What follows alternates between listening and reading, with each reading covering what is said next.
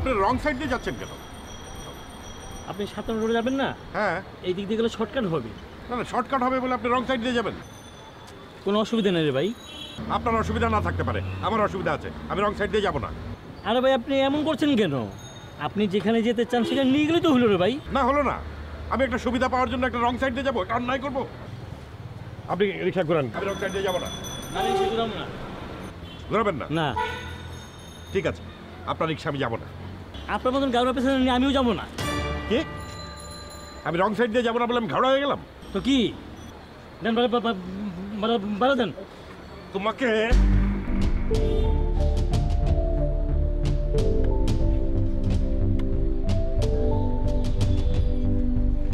অর্ধেক রাস্তা আসছি, অর্ধেক বাড়া দিলাম। আজও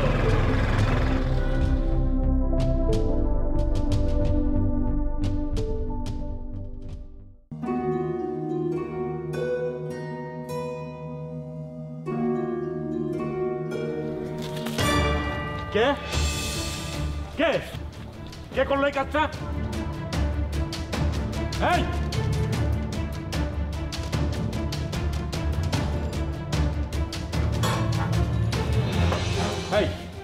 এই উপর থেকে আমার গায়ে ময়লা পানি ফেলেছে কে? সেটা আমি কেমনে বলবো? কেমনে বলবো মানে? তুমি খুঁজে বের করবে কে আমার গায়ে ময়লা পানি ফেলেছে। ভাই এই 4 তলা বিল্ডিং এর 24টা ফ্ল্যাট, আমি কোন ফ্ল্যাটে যায় খোঁজ নিব? সব তো আর সামনের দিকে না, সামনের দিকে 4টা বা 8টা ফ্ল্যাট, তার মধ্যে একতলারগুলোর দরজা জানলা সব বন্ধ দেখা যাচ্ছে। এর মানে বাকি থাকলো 3টা। যাও খুঁজে বের করো, নইলে আমি এই বাড়ির মালিকের নামে জন নিরাপত্তায় ব্যাঘাত ঘটানোর জন্য মামলা করবো। এই কি হয়েছে? স্যার ওই যে আপনি কে? আমি কে মানে? আমি এই বাড়ির মালিক, বাড়িওয়ালা। ও, আপনাকেই তো আমি খুঁজছি। আপনার বাড়ি থেকে কেউ আমার গায়ে ময়লা পানি ফেলেছে, আমি আপনার এগেইনস্টে মামলা করব। কি আসছো? জননিরাপত্তায় ব্যাঘাত ঘটানোর কারণে মামলা। আজও আপনি আমার বিরুদ্ধে কেন মামলা করবেন? কারণ আপনার বাড়ি থেকে আমার গায়ে ময়লা পানি ফেলা হয়েছে, আপনি খুঁজে বের করবেন কে সেই কালপ্রিট। আচ্ছা ঠিক আছে, আমি দেখছি। এই যা দেখ, খুঁজে বের কর কে ময়লা ফেলেছে। যেই করুক এই কাজটা খুব অন্যায় করেছে। যা। Sir gate. আরে গেট আমরা আছি না। ঠিক আছে যাও স্টুপিড। প্লিজ আপনি একটু শান্ত হন, আমি দেখছি, কোনো চিন্তা করবেন না, আমি এর শাস্তি দেবই দেবো। আপনি আসুন প্লিজ প্লিজ।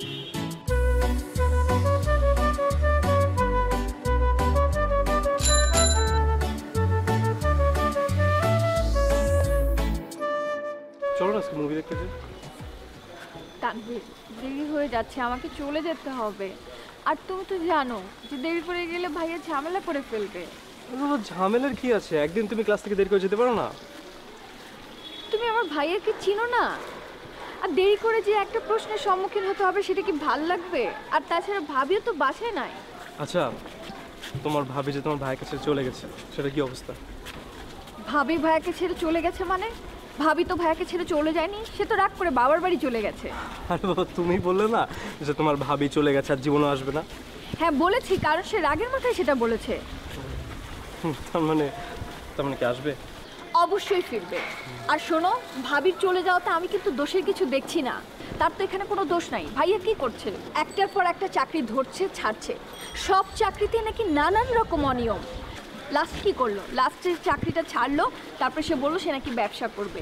যখন ব্যবসা শুরু করলো তখন ব্যবসায়ও নাকি নানান রকম সমস্যা। ওখানেও নাকি মানুষ নানান রকম অন্যায় পথে, অসৎ পথে টাকা ইনকাম করছে। ইভেন তো কাগজপত্র তৈরিতেও নাকি অসৎ পথ অবলম্বন করতে হয়। কি করলো বলো? সব কিছু ছেড়ে ছুড়ে এখন সে ভবঘুরে হয়ে ঘুরে বেড়াচ্ছে। শুধু ঘুরে বেড়াচ্ছে না, এলাকার মানুষদের ফ্রি পয়সা জ্ঞান দিয়ে বেড়াচ্ছে। তুমি কি আমার ভাইয়াকে নিয়ে মজা করছো? আরে মজা করার কি আছে? যেটা সত্য সেটা বললাম। এলাকার লোকজন তোমার ভাইকে কি বলে জানো? অ্যাবনর্মাল। এত বড় একটা কথা বলতে পারলাম? শুন না, খবরদার, তুমি একদম কথা বলবে না আমার সাথে। আচ্ছা আমি সরি, আমি বলবো না যে তোমার ভাই অ্যাবনর্মাল, আমি বলবো। আবার বলছো?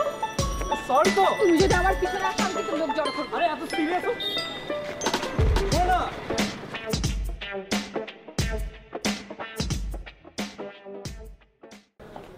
এই যে স্যার ওই ফেলছে, পয়লা স্বীকার করতে চায় নাই।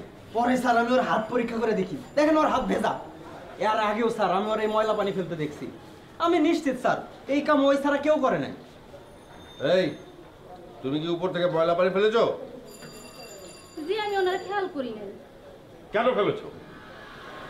স্যার খারাপ কিছু না, ওই বারান্দা মশা পানি। আচ্ছা ঠিক আছে ঠিক আছে, ও স্বীকার করেছে, সেটাই যথেষ্ট। শোনো, এরকম কাজ আর কখনো করবে না। তোমার এই পানি ফেলাতে অনেকের ক্ষতি হয়ে যেতে পারে। মনে করো একটা লোক খুব জরুরি একটা কাজে যাচ্ছে, ইন্টারভিউ দিতে যাচ্ছে, হ্যাঁ, তুমি বারান্দা মোছা পানি ফেলে দিলে, তাহলে কি সেই ইন্টারভিউটা দিতে পারবে? তার তো মস্ত ক্ষতি হয়ে যাবে। জি আচ্ছা। মনে থাকবে তো? জি। যাও আমি সরি ব্যাপারটার জন্য, আর আমি এটা ব্যবস্থা নিচ্ছি যাতে। না না না, আর কোনো ব্যবস্থা নিতে হবে না। অনেক ধন্যবাদ আপনার কোঅপারেশনের জন্য। Thank you. It's all right, ও আর করবে না আমার। আচ্ছা ঠিক আছে, আমি একটু বাইরে যাচ্ছিলাম তো। জি জি, চলো। আসসালামু আলাইকুম। ওয়ালাইকুম।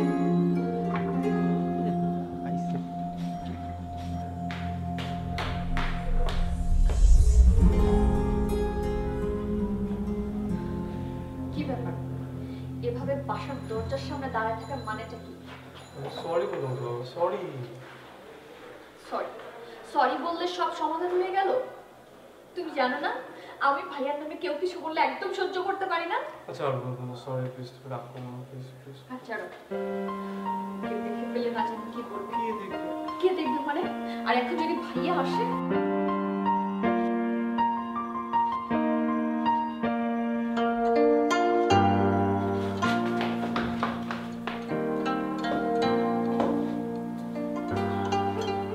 ভাইয়া, এ কি অবস্থা তোমার? কি হয়েছে? না আমি ভিজে গেছি। ভিজে গেছো মানে? তোমার সারা গায়ে পানি, তুমি কোনো ড্রেনে পড়ে যাওনি তো?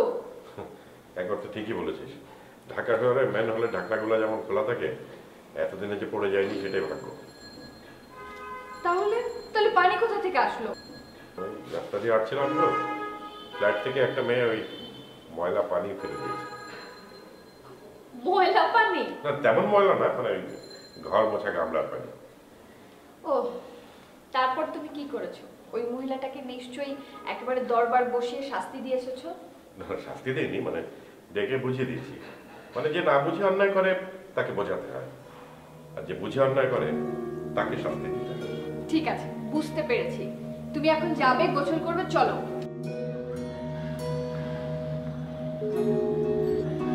হ্যালো। দেখলে কিরকম লুকিয়ে গেলাম? খুব ভালো করেছো। এখন থেকে আর যখন তখন বাসায় আসা বন্ধ করো। আর ভাইয়া যদি একবার দেখতে পারে তাহলে তোমার সাথে কিন্তু আমি রিলেশন কন্টিনিউ করতে পারবো না। ভাইয়া এসব একদমই পছন্দ করে না। হ্যাঁ, সেটা পৃথিবীর কোনো ভাই কিংবা বাবা পছন্দ করে না, কিন্তু আমি পছন্দ করি নেব। খুব কনফিডেন্স মনে হচ্ছে। ঠিক আছে, দেখবো তুমি কিভাবে সেটা জয় করো। যাই হোক, তুমি আজকের পর থেকে আমার সাথে আর যোগাযোগ করবে না। আমি তোমার সাথে নাই। আরে মানে কি, তুমি ছাড়া হবে নাকি? তুমি যেভাবে জোর দিয়ে পড়লে আমি তো ভাবলাম আমাকে ছাড়াই হবে। সরি সরি, ভুল হয়ে গেছে, সরি। ইদানিং তোমার ভুল একটু বেশিই হচ্ছে না? আচ্ছা শোনো না, ছাদে আসবে? তোমার না আসলে একটা ধোলাই খাওয়া জরুরি হয়ে গেছে। তা নাহলে তুমি এরকম বার মারতে না। হ্যাঁ, খুব ভালো হয়েছে এখন এলাকা ছেড়ে পালাও। একবার বেঁচে গেছো মানে এই না যে তুমি বারবার বেঁচে যাবা।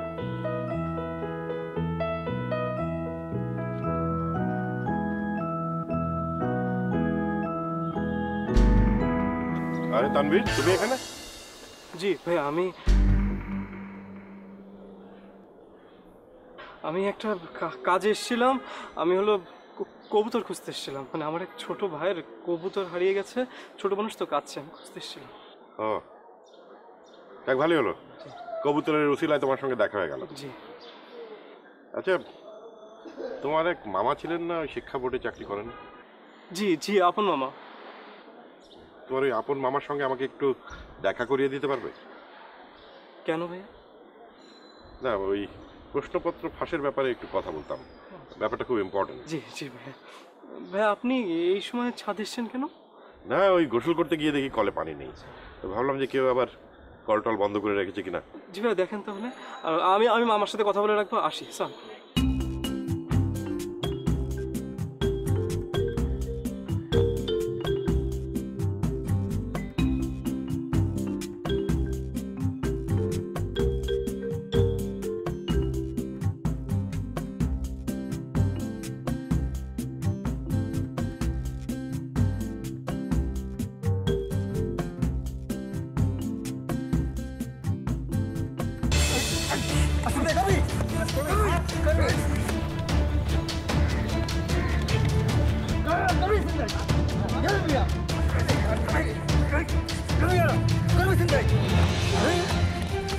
এরকম মারছেন কেন? ভাই ছিনতাইকারী ভাই। আরে রাখেন রাখেন, দেখি দেখি দেখি। আরে আরে, এই ছাড়ো চল, এই আমি কিন্তু পুলিশ ডাকবো। ভাই দেখি দেখি। পুলিশে দিলে এদের কিছুই হয় না। আরে না, আমি তোমাদের জন্য পুলিশ ডাকবো। তোমরা আইন কেন নিজের হাতে তুলে নিচ্ছ? ভাই পুলিশে দিলে এদের কিছুই হয় না। আরে থামো, আমি দেখছি। চিন্তাই করেছে, মার দিয়েছো, হয়েছে। ঠিক আছে, তোমরা যাও, আমি ওর সাথে কথা বলছি। এই, তুমি তো ভালো ছেলে, তুমি চিন্তাই করেছো কেন? হ্যাঁ, ভুল হয়ে গেছে ভাই, আর করবো না। এটা বললে তো হবে না। তুমি চিন্তাই করেছো কেন সেটা বলো আমাকে। কি করবো ভাই, নেশার টাকা জোর করলে গিয়া। তুমি নেশা করো? ভালো থেকে তো কোনো লাভ নেই ভাই। আব্বাই মারা যাওয়ার পর সব কিছু নিয়ে গেছে চাচারা, আমি পথের ফকির, তাই সব কিছু বুঝলে থাল লিগে নেশা করি। না না না না, এটা কোনো সমাধান হলো না। ভাই আমি আর নেশা করবো না, আপনি আমার একটা বুদ্ধি দেন, আমি কি করবো? তুমি এক কাজ করো, ওই যে আমাদের মোড়ের যে অ্যাডভোকেট সাহেবের বাসা চেনো? জি জি, ওই মহল্লায় বাড়ি। হ্যাঁ হ্যাঁ, আজমত সাহেব, উনি আমার খুব পরিচিত। আমি ওনাকে ফোন করে দেবো, তুমি ওনার কাছে যেয়ে তোমার সমস্যাগুলো খুলে বলো। হ্যাঁ, উনি দেখবে। সহায় সম্পত্তির ব্যাপার তো, একজন অ্যাডভোকেটের হেল্প লাগবে। তুমি যাও, আমি বলে দিচ্ছি ওনাকে। আর আরেকটা কথা মনে রাখবে, এই ধরনের খারাপ কাজ যদি করো, আমি কিন্তু তোমার সঙ্গে থাকবো না। বাসায় যাও।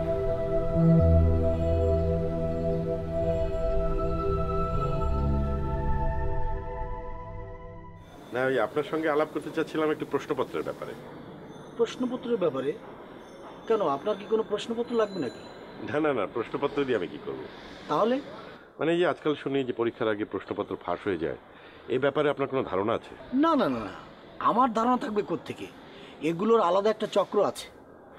এদেরকে ধরা যায় না? আমরা অবশ্য কম বেশি সবাই চেষ্টা করে যাচ্ছি, কিন্তু ডিজিটাল যুগ তো, ওরা কোনো না কোনোভাবে পার পেয়ে যাচ্ছে। তবে সব সময় সব রিউমার কিন্তু ঠিক না। যেসব গুজব ছড়াচ্ছে এগুলো সব সঠিক হচ্ছে না। এগুলো গুজব থাকুক, সেটা আমরাও চাই। কিন্তু দেখেন, এই যে প্রশ্নপত্র ফাঁসের যে প্র্যাকটিসটা শুরু হয়ে গেছে, মানে স্টুডেন্টরা একটা শর্টকাট প্রসেসে ভালো নম্বর পেতে চাইছে। এই প্র্যাকটিসটা তো খুব ক্ষতিকারক। মনে করেন, এই ফাঁস হওয়া প্রশ্নপত্রে একজন ভালো রেজাল্ট করে বের হলো, সে ডাক্তার হলো, সে মানুষকে কী চিকিৎসা দেবে? একজন ইঞ্জিনিয়ার হলো, সে কী বিল্ডিং তৈরি করবে? কিংবা একজন শিক্ষক, সেই বা বাচ্চাদের কী শেখাবে? এটা বন্ধ হওয়া উচিত। অবশ্যই বন্ধ হওয়া উচিত। আমরা অবশ্য চেষ্টা করে যাচ্ছি, তবে আপনার মতো সবার কিন্তু সচেতন হওয়া উচিত। আপনার মতো যদি সবাই সচেতন হয়, তাহলে এই সমস্যাগুলো আর হবে না।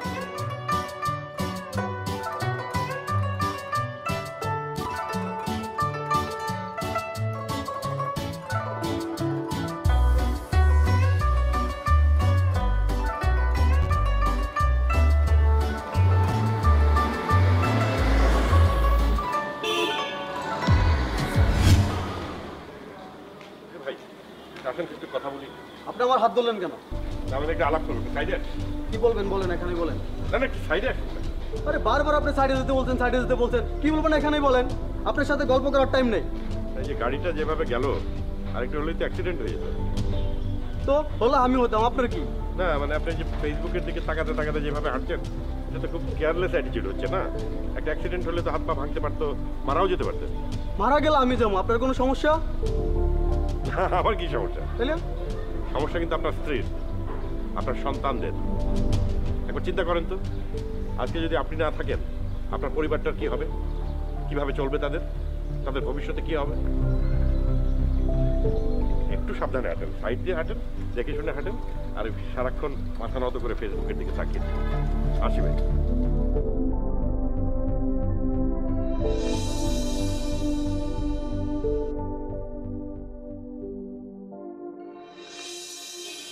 ভাই কিছু মনে করেন না, একটা কথা বলি। বলেন। ধূমপান স্বাস্থ্যের জন্য ক্ষতিকর, খুব খারাপ। তো না মানে খারাপ জিনিস। আর তাছাড়া বাংলাদেশ সরকারের একটা আইন আছে, আপনি যদি প্রকাশ্যে ধূমপান করেন আপনার 50 টাকা জরিমানা হতে পারে। হ্যাঁ আমি জানি তো। আচ্ছা আপনি কি আইনের লোক? আপনার সমস্যা কি? না না, আমি আইনের লোক হবো কেন? আমি কেউ না, পাবলিক। হ্যাঁ সাধারণ পাবলিক তো। আপনার সমস্যা কি? আপনি আমার কাছে কেন আসছেন? আপনি যান, আপনার কাজে যান। না ভাই, বোঝার চেষ্টা করেন। ধূমপান থেকে স্ট্রোক হয়, হার্ট অ্যাটাক হয়, নানান রকম রোগ হয়, ক্যান্সারও হতে পারে ফুসফুসে। ধূমপান না করাই ভালো। হ্যাঁ ধূমপানের কারণে স্ট্রোক হয়, ক্যান্সার হয়, আমি জানি। আমার লিভার পচুক, কিডনি পচুক, আপনার তো সমস্যা নেই। আপনার তো কিছু হচ্ছে না। হচ্ছে? আপনি আপনার কাছে যান না ভাই। না ভাই দেখেন, এখানে একটা স্কুল আছে। এই বাচ্চা ছেলেরা যদি দেখে আপনাকে স্মোক করতে, তারা যদি আপনার থেকে অনুপ্রাণিত হয় তখন কি করবেন বলেন তো? আর তাছাড়া আপনি কি চাইবেন যে আপনার ছেলেটা সিগারেট খাক? আমার সন্তান সিগারেট খাক না খাক সেটা হয় পরের ব্যাপার। আর এই যে অনুপ্রাণিতর কথা বললেন না, আপনি দেখেন নাটক, টেলিভিশন, সিনেমা সব কিছুতে সিগারেট খাওয়া দেখায়। তো ওইখান থেকে কেউ অনুপ্রাণিত হচ্ছে। যদি কেউ অনুপ্রাণিত হয়, আমার তো কিছু করার নেই, হোক। জি ভাই, অনেক ভালো কথা বললাম, আপনার পছন্দ হলো না। এবার একটা খারাপ কথা বলি, বিড়ি খাবি খা, মারা যাবি যা।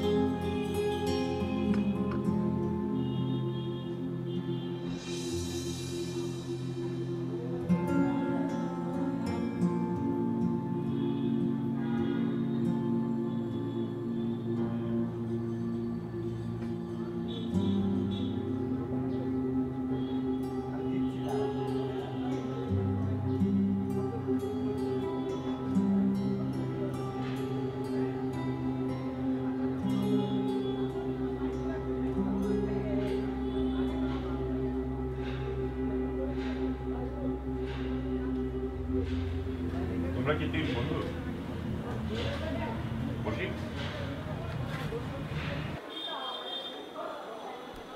তোমরা তিনজন কেমন বন্ধু? আমরা খুব ভালো বন্ধু। ভালো বন্ধু? অথচ আমি তো দেখলাম তোমরা কেউ কারোর সাথে কোনো কথা বলছো না, সবাই মাথা নত করে ফেসবুকের দিকে তাকিয়ে আছো, মাঝে মধ্যে কমেন্ট করতে বলছো, আনসার করতে বলছো। তোমরা এখানে এসেছো কেন?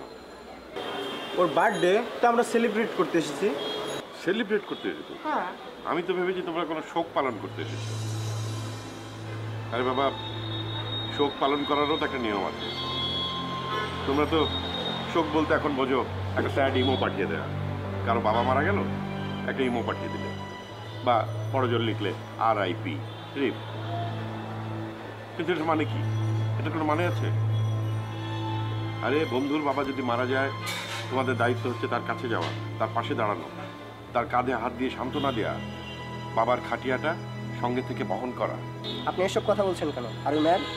অবশ্যই আমি ম্যাড। আমার কোনো ফেসবুক নেই এবং কখনো করবো না, কারণ এই ভার্চুয়াল ফ্রেন্ডশিপের কোনো অর্থ নেই আমার কাছে। তোমরা যে হাজার হাজার লক্ষ লক্ষ ভার্চুয়াল ফ্রেন্ড তৈরি করছো, লাইক কমেন্ট শেয়ার খেলছো, সেটার মানে কি? এটা করে কি কোনো লাভ আছে? কোনো লাভ নেই। বাঙালি কিন্তু মাথা নত করে না। বাঙালি বীরের জাতি, তারা মাথা উঁচু করে বাঁচে। কোনো লাভ নেই।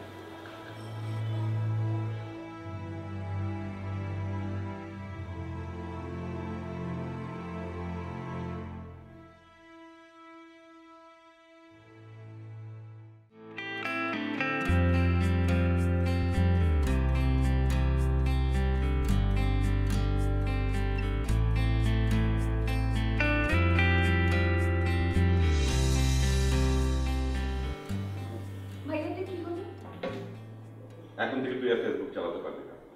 মানে কি? আমি কি করলাম? তুই কিছু করিসনি, করেছ ওই ফেসবুক। ফেসবুক একটা মাথা নত করা প্রজন্ম তৈরি করেছে, যারা রাস্তায় হাঁটার সময় মাথা নিচু করে রাখে। ভাইয়া, আমি তো এখন হাঁটছি না। কখনোই যাতে তোকে মাথা নিচু করে হাঁটতে না হয় সে ব্যবস্থা করছি। ফেসবুক মানুষকে রিয়েল রিলেশনের চেয়ে ভার্চুয়াল রিলেশনের দিকে এনকারেজ করছে। আমি তোকে ছোট্ট একটা ফোন কিনে দেবো যাতে ফেসবুক থাকবে না।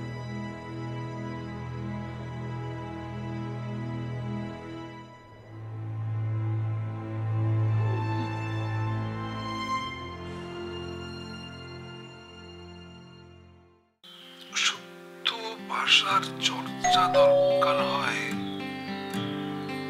নিজের ঘর থেকে।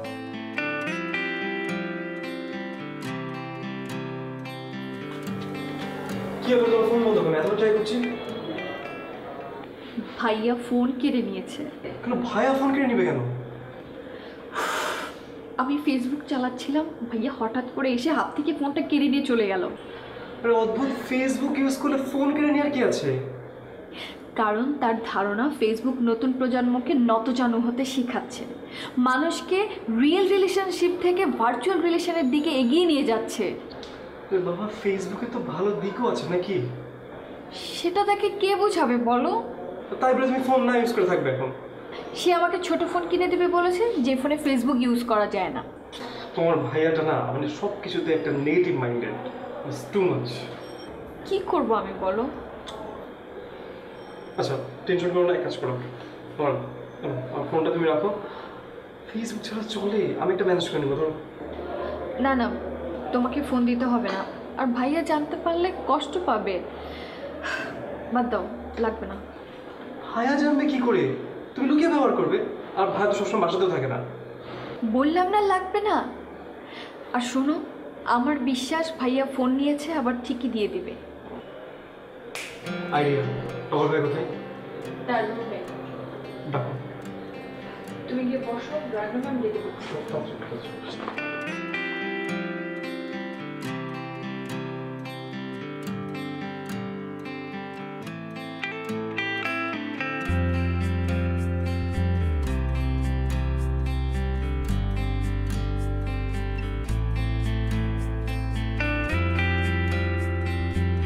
কি ব্যাপার তানভীর? ভাইয়া, আমি আপনার কাছে একটা কাজ এসেছে। ঠিক আছে, আমি যে হেরার ফোনটা সিজ করেছি সেটা নেওয়ার জন্য। জি ভাই, আপনি কি বলেন? আমি তো এই ব্যাপারে কিছুই জানি না, আমি তো অন্য একটা কাজে এসেছি। বলো। ভাইয়া, আপনি আমাকে একটা স্পিচ দিবেন। কি দেবো? ভাই স্পিচ, ভাষণ। আপনি আমাকে একটা ভাষণ দিবেন। ভাষণ? আমি কি রাজনৈতিক নেতা? তোমার ভাষণ দরকার হলে রাজনৈতিক নেতার কাছে যাও। ভাইয়া, এই ভাষণ তো সেই ভাষণ না। আপনি প্রত্যেকদিন বিভিন্ন মানুষকে বোঝান, তাকে সৎ থাকতে বলেন এবং কোনটা ঠিক কোনটা বেঠিক এইসব ব্যাপারে বলেন। এইসব ব্যাপারে আপনি আমাকে একটা ভাষণ দিবেন এবং সেটা আমি ভিডিও করব।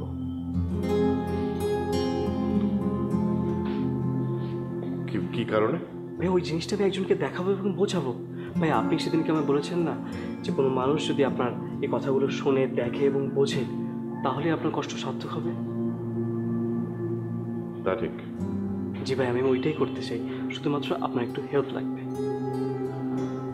আচ্ছা ঠিক আছে, কিন্তু কি বিষয়ে বলবো? যে কোনো বিষয় ভাইয়া, আপনি যেটা মনে করেন যে জিনিসটা মানুষের জানা দরকার এবং বোঝা দরকার। খাদ্যে ভেজাল বিষয়ে বলি। রাইট, গুড আইডিয়া ভাইয়া। এক মিনিট। কি সম্বোধন করব? বন্ধু। না, বন্ধুরা ভাইয়া। রেডি। প্রিয় বন্ধুরা, বেশ অনেক দিন থেকে লক্ষ্য করছি আমাদের চারপাশের মানুষগুলো এক ভয়াবহ অপরাধের সঙ্গে জড়িয়ে পড়ছে। এটা এমন একটা অপরাধ যাকে খুন করার সঙ্গে তুলনা করা যায়। এই অপরাধটা হচ্ছে খাদ্যে ভেজাল। প্রথম খুব রাগ হতো, পরে বুঝতে পারলাম তারা আসলে বুঝতে পারছে না তারা কি করছে, তাদেরকে বোঝাতে হবে। ধরুন, একজন লোক ফলে ফরমালিন মেশাচ্ছে, সেই ফলটা হয়তো সে খাচ্ছে না, কিন্তু সেই ফল বিক্রি করে সে হয়তো মাছ শাকসবজি কিনছে। সেই শাকসবজি বা মাছেও কেউ না কেউ তো ফরমালিন মেশাচ্ছে, সুতরাং সেই ফরমালিন ঘুরে তার শরীরেই প্রবেশ করছে। একজন দোকানদার হয়তো সে ডেট ওভার পণ্য বিক্রি করছে, আবার সে স্বজনের জন্য ওষুধ কিনে আনছে ভেজাল ওষুধ। আমরা প্রত্যেকে আসলে পরস্পরের উপর নির্ভরশীল, তাই কাউকে ঠকাতে গেলে পক্ষান্তরে আমাদের নিজেকেই ঠকতে হবে। একটু লক্ষ্য করলে দেখবেন আগে মানুষের স্বাভাবিক মৃত্যু হতো, অনেক বয়স পর্যন্ত তারা বেঁচে থাকতেন। কিন্তু এখন 50 পেরোলেই দেখা যাচ্ছে ক্যান্সার, হার্টের রোগ, ডায়াবেটিস, লিভার, নানান ধরনের রোগে মানুষ মারা যাচ্ছে। হাসপাতালে গেলে দেখবেন একটা সিটও পাওয়া যাবে না। মানুষের গড় আয়ু হয়তো বেড়েছে, কিন্তু সেটা তো চিকিৎসা বিজ্ঞানের উন্নতির জন্য। মানুষ বেঁচে থাকছে ধুকে ধুকে কষ্ট পেয়ে। এভাবে বেঁচে থাকার কি কোনো আনন্দ আছে? তার চেয়ে আসুন আমরা খাদ্যে ভেজাল প্রতিহত করি। যারা এই কাজগুলি করছে তাদেরকে বোঝাই, চিহ্নিত করি, তাদেরকে ধরে পুলিশের কাছে সোপর্দ করি। ধন্যবাদ। ঠিক আছে? একদম ঠিক আছে ভাই। ভাই তাহলে আমি আসি। ওকে।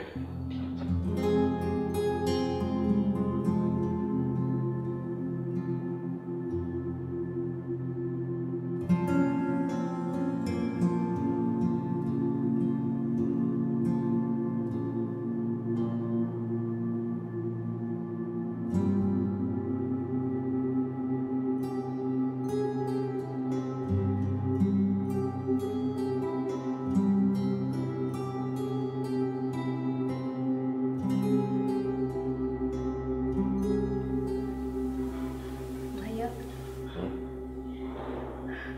তোমাকে একটা কথা বলবো। কি তোর মোবাইল কালকে এনে বল।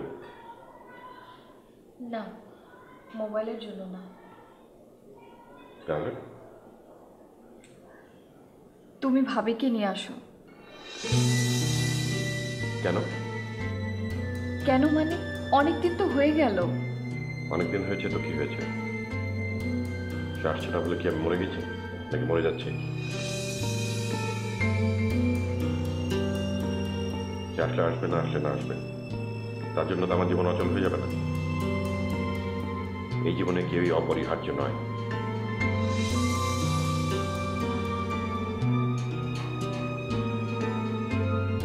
হঠাৎ করে তুই এই কথা বলছিস? তোর সাথে কি তার যোগাযোগ আছে? হ্যাঁ, ফোন করেছিলাম কয়েকদিন আগে। চলে আসার কথা বলাতে ফোন কেটে দিল, তারপর আর ফোন ধরে না। বাহ, সে তোর ফোন ধরে না আর তুই তার পক্ষে ওকালতি করছিস। সে আসবে, না আসলে না আসবে, তার জন্য তো আমাদের জীবন আটকে নেই। বরং নিজের মতো সবকিছু করতে পারছি, এটাই ভালো। তোমার কোনো অসুবিধা হচ্ছে না, কিন্তু আমার তো অসুবিধা হচ্ছে। কি অসুবিধা হচ্ছে? আমার জন্য রান্না বান্না করতে হচ্ছে, অনেক কাজ করতে হচ্ছে, সময় নষ্ট হচ্ছে। দেখো ভাইয়া, তুমি সারাটা দিন এই ঘরের মধ্যে থাকো না, আমাকে একা একাই ঘরে থাকতে হয়। আমি কার সাথে কথা বলবো? কথা বলার একটা মানুষ পর্যন্ত নাই এখানে। তোর কথা বলার জন্য তাকে কেন আনতে হবে? তোর মনে নেই সে আমাকে কিরকম তুচ্ছ তাচ্ছিল্য করে কথা বলেছে? কি বলেছে সে? আমি একটা অচল লোক, এক চাকরি পর্যন্ত ঠিক মতো করতে পারি না। আরে বাবা, তাতে কি আমার জীবন থেমে আছে? আমার বাবা আমার জন্য যা রেখে গেছেন তাতে কি আমার জীবন চলছে না? আমি যদি মানুষের ভুল শুধরে দিই, কাউকে যদি অন্যায় থেকে বিরত রাখি, তার কথা ভেবে কি আমি সেটা করবো না? আশ্চর্য, তুমি খাবে না? তুই খা, আর পার্সেল করে তোর ভাবির জন্য পাঠিয়ে দে।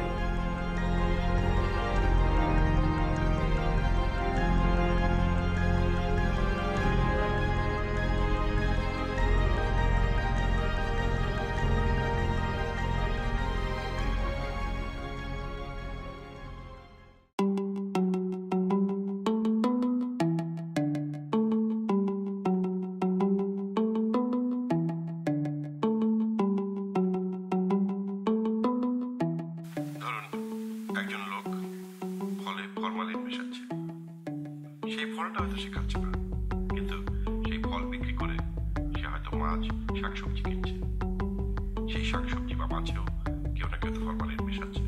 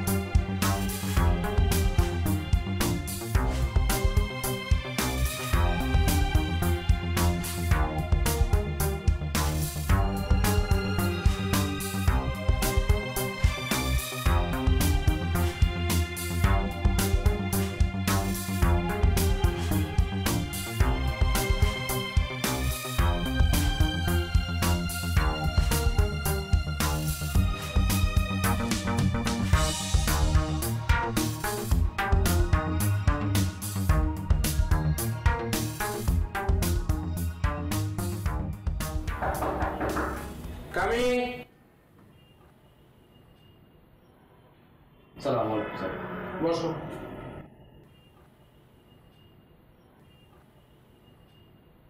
বলো কি সমস্যা? স্যার আসলে আমি এসেছিলাম আমার ছোট ভাইয়ের চাকরির ব্যাপারে কথা বলতে। চাকরির ব্যাপারে তো আমার কাছে কেন? আমার এখানে কোনো সুযোগ নেই।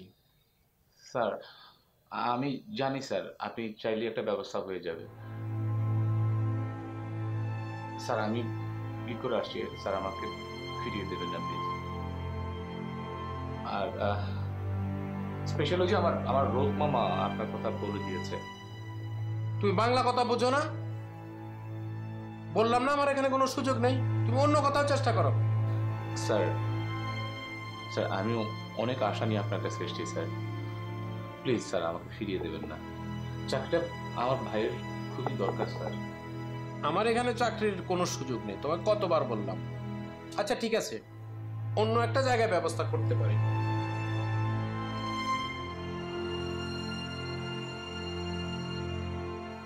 হ্যালো সুজন সাহেব, আসসালামু আলাইকুম।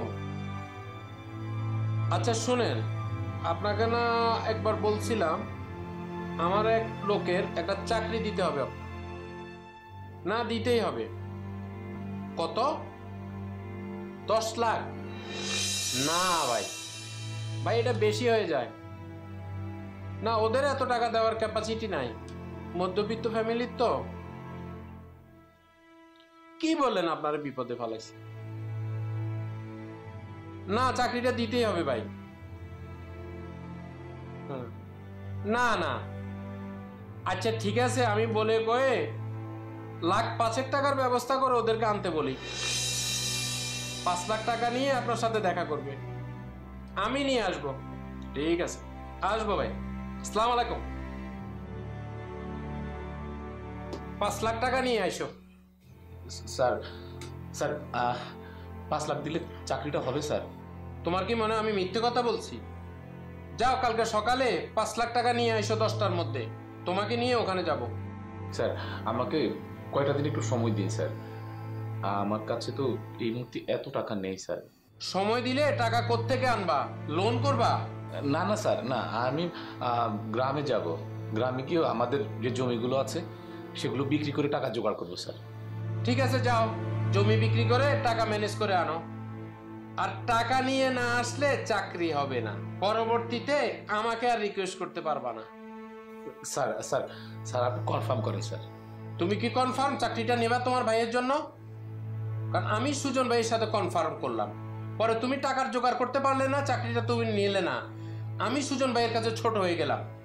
আমি যদি সুজন ভাইয়ের কাছে ছোট হয়ে যাই, তুমি কিন্তু আর এই অফিসের চোখাটে পা দিতে পারবে না বাবা। স্যার আপনি কনফার্ম করেন স্যার? আমার ছোট ভাইয়ের জন্য আমি চাকরিটা নেবই স্যার। আমি জমি বিক্রি করে টাকা জোগাড় করতে না পারলেও আমি যে করেই হোক টাকাটা জোগাড় করে আপনাকে এনে দেব। আমাকে দিবা মানে? আমি কি ঘুষখোর? এই জন্যই কারো উপকার করতে চাই না। না স্যার, আমি আসলে কথাটা ওভাবে বলিনি, আমাকে ভুল বুঝবেন না স্যার। আসলে আমি বলতে চেয়েছি যে আমি টাকাটা জোগাড় করে আপনার সাথে দেখা করব। আচ্ছা ঠিক আছে, এটা আবার কারোর সাথে আলাপ করতে যেও না, মানুষজন শুনলে আবার আমার ঘুষখোর মনে করব। আবার এটাও বলতে যাইও না যে আমি তোমার ভাইয়ের চাকরির ব্যবস্থা করে দিছি। আমি কাজ করি নিঃস্বার্থভাবে, আমি কোনো প্রচার চাই না। ঠিক আছে এখন তুমি যাও।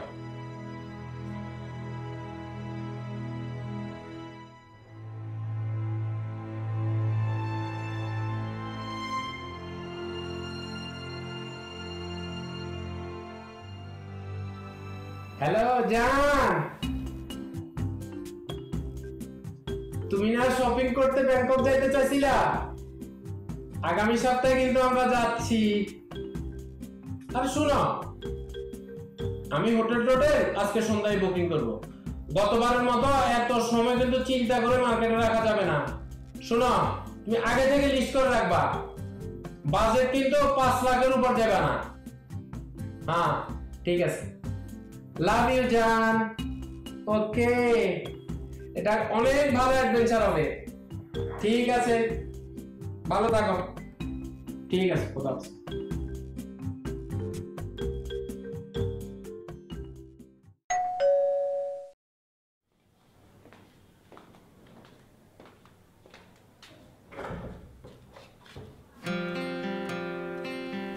তোমার মোবাইল ফেরত করার ব্যবস্থা হয়ে গেছে।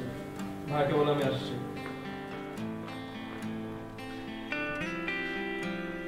ভাইয়া, তোমার সাথে দেখা করতে তানভীর আসছে।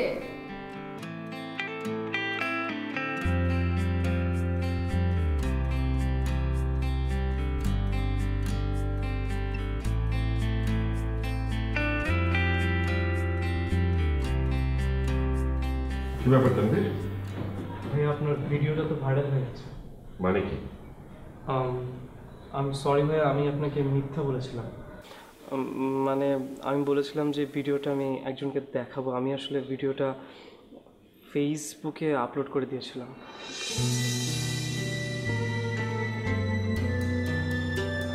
ভাইয়া, আপনি তো ফেসবুকের খারাপ দিকগুলো নিয়ে সমালোচনা করেছেন, কিন্তু ফেসবুকের তো কিছু ভালো দিকও আছে, আর এটা তো সামাজিক যোগাযোগ মাধ্যম।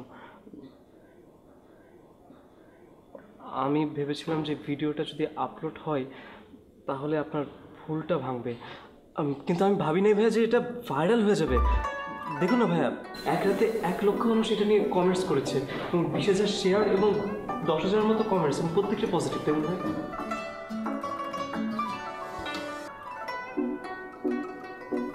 তাই তো দেখছি। জি ভাইয়া, আপনি একদিনে বা এক রাতে 20 বা 25 জন মানুষকে এই কথাগুলো বোঝাতে পারতেন, কিন্তু ফেসবুকের মাধ্যমে আপনি হাজার হাজার মানুষকে ব্যাপারগুলো বোঝাতে পারছেন। হীরা, জি ভাইয়া। আমি তোর ফোনটা এক্ষুনি নিয়ে আসছি। বসো। থ্যাংক ইউ ভাইয়া।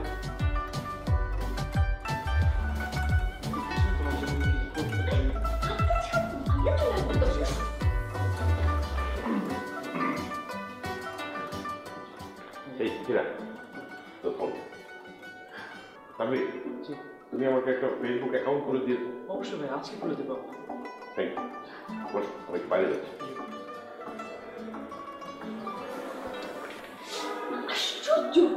চুপ করে বসো। চলে বসো না। আচ্ছা, তোমার কি মনে হয় সব ঠিক হয়ে যাবে? ঠিক হয়ে যাবে, ঠিক তো গেছি।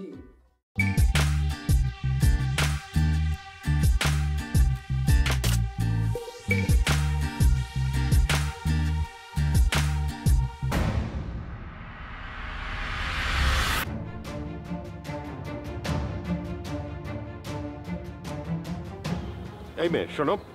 জি বলেন ভাইয়া। তুমি রাস্তাটাকে নোংরা করছো কেন? কেন? এই যে এখানে চিপসের প্যাকেট ফেললে। এই রাস্তা তো এমনিই নোংরা, আর চিপসের প্যাকেট তো অনেক পড়ে আছে। হ্যাঁ, সবাই তোমার মতো চিন্তা করছে বলেই এইভাবে ফেলছে। সবাই যদি একটু সচেতন হতো তাহলে রাস্তাটা তো পরিষ্কার থাকতো। এই যে তুমি প্যাকেটটা ফেললে, এরকম অনেকেই চিপসের প্যাকেট ফেলে। এই প্যাকেটগুলি ড্রেনের মধ্যে যে ড্রেনটাকে বন্ধ করে ফেলে, তারপর বর্ষাকালে একটু বৃষ্টিতেই একদম জলবদ্ধতা হয়ে যায়। বিদেশে কিন্তু রাস্তায় ময়লা ফেললে জরিমানা হয়। আমাদের দেশে হয়তো সেরকম কঠোর আইন নেই, তাই বলে কি আমরা একটু সচেতন হতে পারি না? এখন ঢাকা শহরে অনেক ছোট ছোট ডাস্টবিন আছে। তুমি যদি প্যাকেটটা নিয়ে তার কোনো একটা ফেলতে, তাহলে আমাদের শহরটা কিন্তু অনেক পরিষ্কার থাকতো। ঠিক বলেছেন ভাইয়া, আপনার কথাটা আমার অসাধারণ লেগেছে। এই ভুলটা আমি আর কখনোই করব না। Thank you.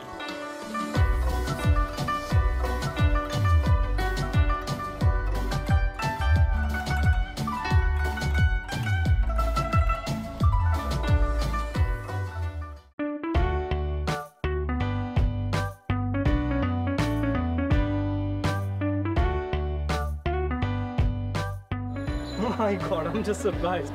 টগর ভাইয়ের ভিডিওটা যে এভাবে ভাইরাল হয়ে যাবে আমি না বুঝতে পারিনি। এত মানুষ কমেন্টস করছে আমাকে, এত লাইক করছে, মানে আমি না রিপ্লাই করতে পারছি না।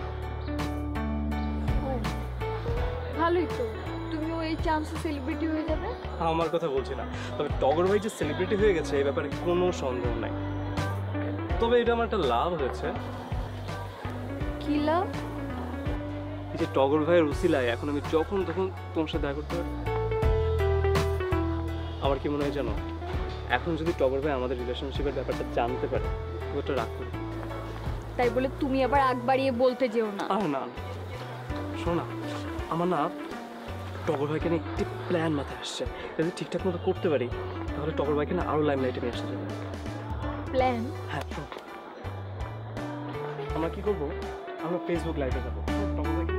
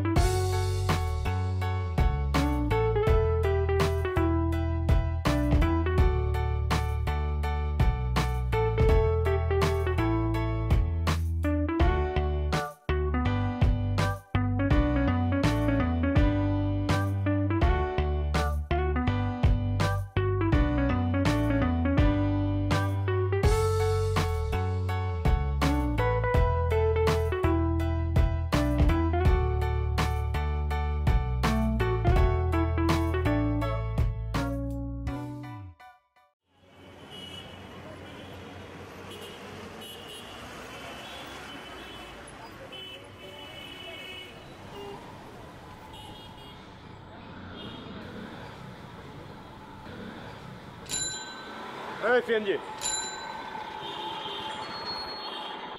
ভাই মহাখালী যাবেন? হ্যাঁ ভাই যাবো। 300 টাকা দিবেন। 300 টাকা? এত কেন?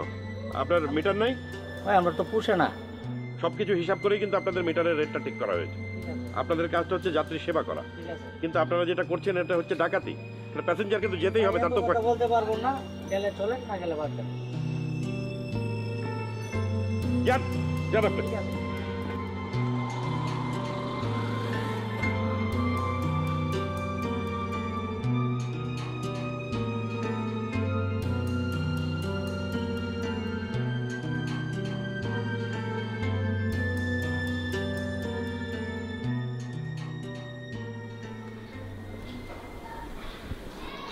আসলে আছি ভাই, এটা খুব ঝামেলার মধ্যে আছি। কি ঝামেলা? গ্রামে গিয়েছিলাম একটা জমি বিক্রি করতে। আমার সুলেমান, ওই যে আমার ছোট ভাই, আমার এক মামা ওর জন্য একটা চাকরি ঠিক করেছে। তো আসলে সবই ধরাধরি বিষয়, তো তারপরে 5 লাখ লাগছে। এখন জানেন তো আমার কাছে তো এত টাকা নেই, জমি বিক্রি না করে আর উপায় কি? কিন্তু ছোট ভাইটাকে জীবনের শুরুতেই এরকম একটা অন্যায়ের মধ্যে ঠেলে দেবে? কি করব, এছাড়া উপায় কি? এই একটা পোস্টের জন্য 8-10 লাখ টাকা দিয়ে ঢুকছে তো। না, কিন্তু যদি 5 লাখ টাকা ঘুষ দিয়ে চাকরিতে ঢোকে, প্রথমেই ওর লক্ষ্য থাকবে কি করে এই ইনভেস্টমেন্টটা উঠানো যায়। একটা সময় হয়তো সেই ইনভেস্টমেন্ট উঠেও যাবে, কিন্তু ততদিনে ও এতে অভ্যস্ত হয়ে যাবে। ঘুষ নেওয়াটা ওর কাছে আর কোনো অপরাধ বলে মনে হবে না। আসলে ইচ্ছে করে তো করছি না। আমার যাই হোক একটা ব্যবস্থা হয়েছে, কিন্তু ওর ভবিষ্যতের কথা চিন্তা করেই, যেহেতু বাবা নেই। না, তো তোমার বাবা কি ওকে চুরি করতে শিখিয়েছে? তোমাকে ডাকাতি করতে শিখিয়েছে? শেখাননি তো। তাহলে আজ কেন তুমি তাকে এরকম একটা অন্যায়ের মধ্যে ঠেলে দিচ্ছ? কেন তাকে একটা অবৈধ কাজে উদ্বুদ্ধ করছো? আসলে কি করব বুঝতে পারছি না। ওই যে আসলে ওই যে শেষ কথাটাই, ওর ভবিষ্যতের কথা চিন্তা করেই এটা করা আর কি। দেখো, ও জীবনেও শান্তি পাবে না, কেন যত অন্যায় করুক না কেন একসময় ঠিকই ওর অনুতাপ হবে। ও ঘুমাতে পারবে না, আবার এই অনুতাপ থেকে বেরিয়েও আসতে পারবে না। কেন ওর জীবনটা এত জটিল করে দিচ্ছ তুমি?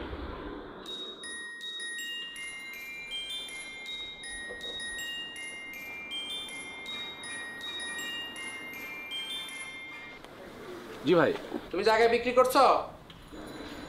জি, আমি জমিটা বিক্রি করছি না। টাকা রেডি করছো? চাকরির জন্য ঘুষ দেব না। আচ্ছা শোনো, তুমি একটু আমার অফিসে আসো। ঠিক আছে।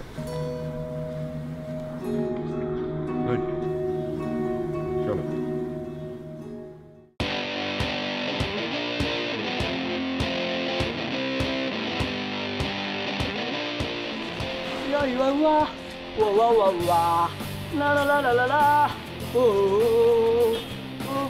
High bro, hi bro. এফবিতে আপনার একটা পোস্ট দেখেছিলাম, জাস্ট অসাম ব্রো, ফাটিয়ে দিচ্ছেন ব্রো, যার বলে।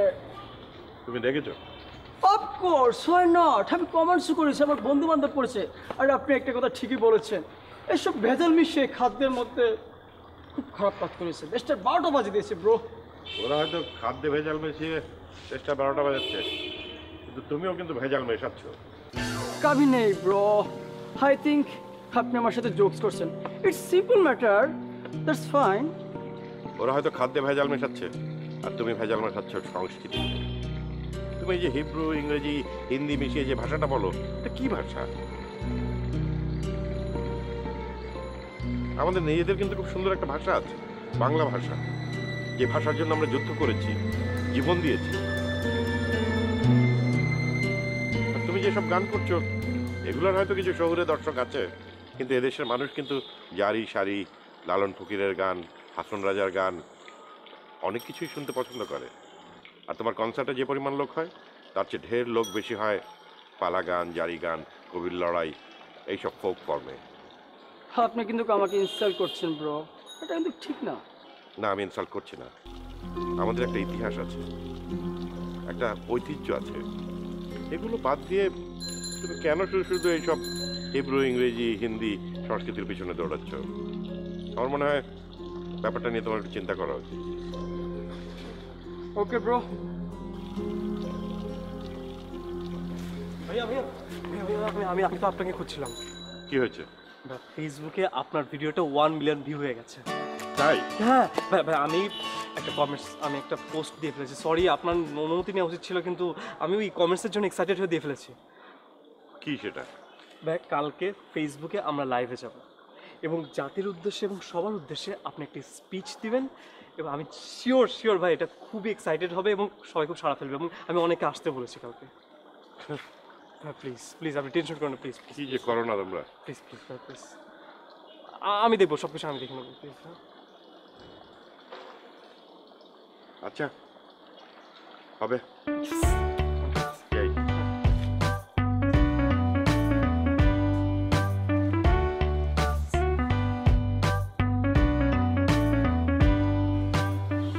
হীরা ভাইয়া রাজি। আমি ভাইকে কনভিন্স করেছি।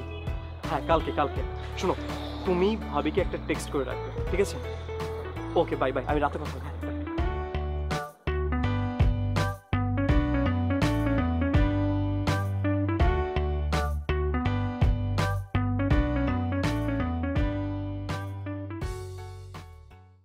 তোমার জন্য আমি এত কষ্ট করে সুজন ভাইকে রাজি করালাম, আর এখন তুমি বলছো ঘুষ দিয়ে তুমি চাকরি নেবে না। আমি তখন তোমাকে বারবার বললাম আমি একবার কনফার্ম করলে আমি আর নিষেধ করতে পারবো না। তুমি তো আমাকে কনফার্ম করতে বলেছিলে। সব ঠিক আছে স্যার, কিন্তু স্যার আমি ঘুষ দিয়ে চাকরি নিতে পারবো না, আর ঘুষের টাকায় আমার ভাইকেও চাকরি করতে দেব না। প্রয়োজনে ওই টাকা দিয়ে আমার ভাইকে আমি একটা ব্যবসা করতে দেব। স্যার পারলে আপনি এইসব বাদ দিয়েছেন। আসি স্যার, সালাম আলাইকুম।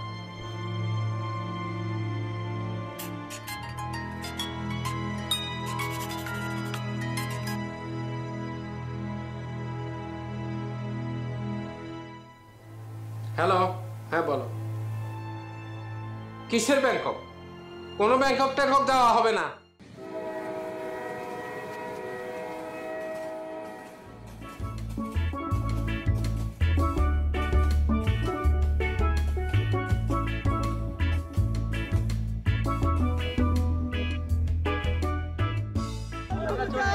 একটু শান্ত হন আপনারা, একটু প্লিজ শান্ত হন। ভাই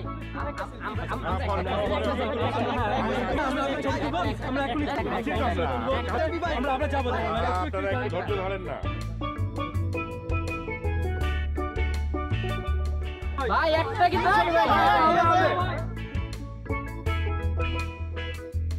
একটু শান্ত হন, আমরা একটা লাইভে যাব, তারপর আপনাদের সাথে সবার সাথে কথা হবে। হ্যাঁ ঠিক আছে,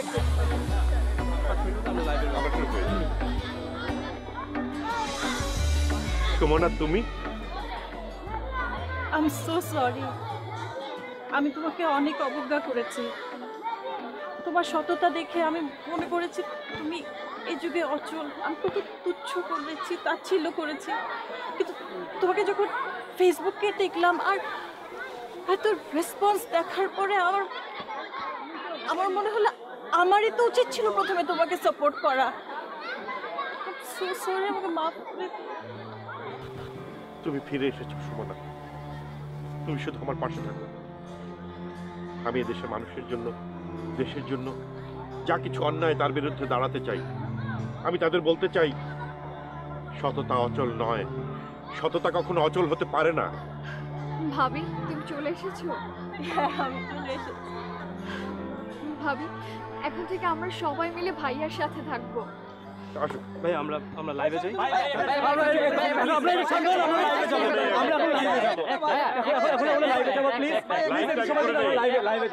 প্লিজ একটু শান্ত হন, আমরা লাইভে যাবো। ভাই আমরা লাইভে যাবো। হ্যাঁ আসো সুমনা, আসো।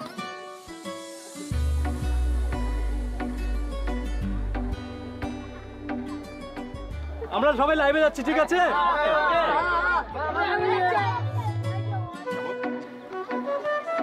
আজ আমি আপনাদের একটা কথাই বলতে চাই, আমাদের মধ্য থেকে দেশপ্রেম হারিয়ে যাচ্ছে। আমরা সবাই নিজের নিজের স্বার্থ নিয়ে এতটাই ব্যস্ত হয়ে গেছি যে দেশের কথা আমরা ভাবছি না। অথচ 9 মাসের রক্তক্ষয়ী যুদ্ধের মধ্যে দিয়েই কিন্তু এই দেশটা স্বাধীন হয়েছিল। আমাদের বীর মুক্তিযোদ্ধারা তাদের বুকের রক্ত ঢেলে দিয়েছিলেন এদেশের স্বাধীনতার জন্য, বুক পেতে দিয়েছিলেন শত্রুর বন্দুকের সামনে। আর এখন সবাই দেশের কথা ভুলে গেছে। তারা নিজের নিজের স্বার্থ নিয়ে এতটাই ব্যস্ত, দেশের বাইরে তারা সম্পদ পাচার করছে, সেকেন্ড হোম গড়ে তুলছে বিভিন্ন দেশে। কিন্তু 30 লক্ষ শহীদের দেশে তো এটা হতে পারে না। আজ আমরা খাবারে ভেজাল মিশাচ্ছি, আমাদের ভবিষ্যৎকে পঙ্গু করে দিচ্ছি, আমরা প্রশ্নপত্র ফাঁস করছি, আমাদের ভবিষ্যৎ প্রজন্মকে আমরা বিকলাঙ্গ করে দিতে চাইছি। এটা চলতে দেওয়া যেতে পারে না। আসুন আবার আমরা রুখে দাঁড়াই। দেশের জন্য তো এখন আমাদের প্রাণ দিতে হবে না, শুধু যেই প্রাণগুলি আছে তাদেরকে আমাদের রক্ষা করতে হবে। বলুন, আপনারা আমার পাশে আছেন? জোরে বলুন, আপনারা আমার পাশে আছেন? আপনারা আমার পাশে আছেন? পাশে আছেন?